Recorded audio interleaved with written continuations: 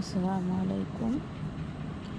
আজকে আমরা শেয়ার করব আপনাদের সাথে কিছু জিনিস। কীভাবে আপনার রুকায়া গোসল করা যায়, কীভাবে পানি পড়া তৈরি করে, যেটা আমরা নিজেরা ঘরে বসেই করতে পারি, কোনো হুজুরের প্রয়োজন হয় না। আমরা তো সবাই মুসলমান, তো আমরা নিজেরাই তৈরি করতে পারি। সেটা আপনাদের সাথে আজকে আমি শেয়ার করব।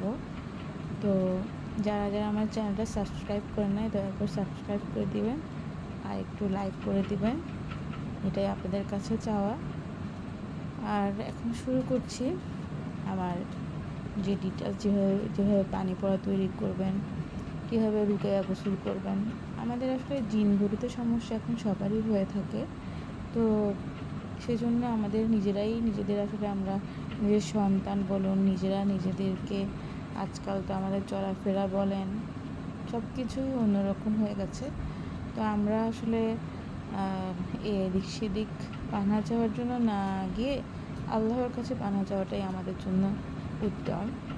তো শুরুতে আমি কীভাবে রুকায়া গোসল করবেন, পানি পড়া কীভাবে তৈরি করবেন যেটা করে সেটাই বলছি। রুকায়ার পানি পড়া বা রুকায়ার গোসলের যে পানিটা, ওটা কীভাবে করবেন। এক বালতি পানি নেবেন, ওই বালতি পানিতে আপনার পুরো হাতটা ডুবিয়ে দিবেন। তো ডুবিয়ে দিয়ে আপনি প্রথমে 7 বার আপনার দুরূদ শরীফ পড়বেন। দুরূদ ইব্রাহিম পড়ুন, ওটা ভালো হয়, 7 বার পড়বেন। এরপরে 7 বার সূরা ফাতিহা পড়বেন, 7 বার আয়াতুল কুরসি পড়বেন।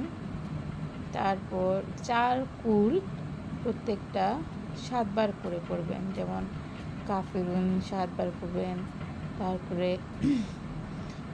কুল আল্লাহ 7 বার পড়বেন, ফালাক 7 বার পড়বেন, নাস 7 বার পড়বেন। তো এই সবগুলো সূরা 7 বার করে পড়বেন।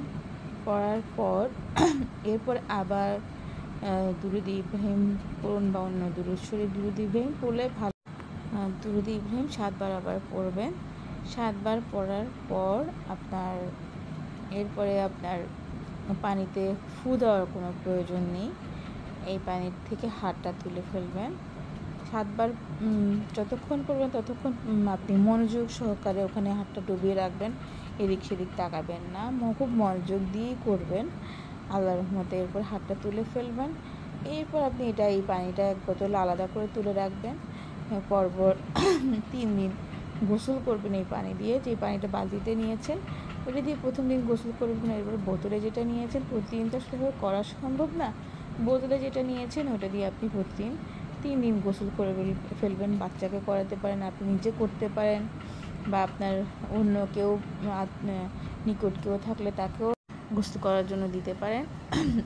আল্লাহর রহমতে খুবই ভালো হবে। এরপরে এখন আপনাদেরকে আসি যেটা পানি খাবেন, পানি পড়া যেটা বলে মুখে খায়, সেটা আপনি 1 বোতল পানি নেবেন। ওখানে আপনি সেম নিয়মে সব সূরা দুরূদ শরীফ 7 বার পড়বেন, সূরা ফাতিহা 7 বার পড়বেন, তারপর আপনার আয়াতুল কুরসি 7 বার পড়বেন, 4 কুল 7 বার করে পড়বেন।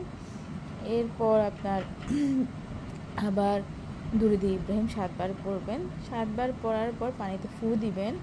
ফু দিয়ে এটা আপনি প্রতিদিন সকালে খাবেন আর রাতে খাবেন। তো ফু দিয়ে দেওয়ার পরে পানি পড়াও তৈরি হয়ে যাবে। আপনি ওই পানি পড়াও আপনি খাবেন, সকালে খাবেন, রাতে খাবেন। খাওয়ার পরে আপনার পানি পড়াও তৈরি হয়ে যাবে সুন্দর মতো। এটা আপনি নিয়ম করে খাবেন, আপনার বাচ্চাকে খাওয়াবেন, আপনি নিজে খাবেন। এটা ভালো হয় সবার জন্য। আর এভাবেই আমরা আসলে নিজেরা নিজেদের রুকায়া করতে পারি, নিজেরা গাবদ্ধ করতে পারি। এরপরে সকাল সন্ধ্যা আপনার যে আমলগুলো থাকে বন্ধ করা যেটা বলেন, আপনি 4 কুল পড়বেন, নিজের গায়ে ফু দিবেন, তারপরে আয়াতুল কুরসি পড়ে নিজের গায়ে ফু দিবেন। এগুলো পড়ে সবসময় সকাল বিকাল, সকাল সন্ধ্যা ফু দিবেন। ফজরের নামাজের পরে পড়ে তখন ফু দিবেন, তারপরে মাগরিবের নামাজের পর আবার দিবেন। সকাল সন্ধ্যা নিজের বাচ্চাকে সবাইকে ফু দিবেন। সকালে ঘরে ঢুকতে সবাইকে সালাম দিবেন, ঘর থেকে বের হওয়ার সময় সালাম দিবেন। এগুলো হচ্ছে সন্ধ্যা মাগরিবের আধা ঘন্টা আগে ঘরে দরজা জানলা সব বন্ধ করে দিবেন। এগুলো হচ্ছে যে আপনারা নিজেরা নিজেদেরকে প্রোটেক্ট করার নিয়ম।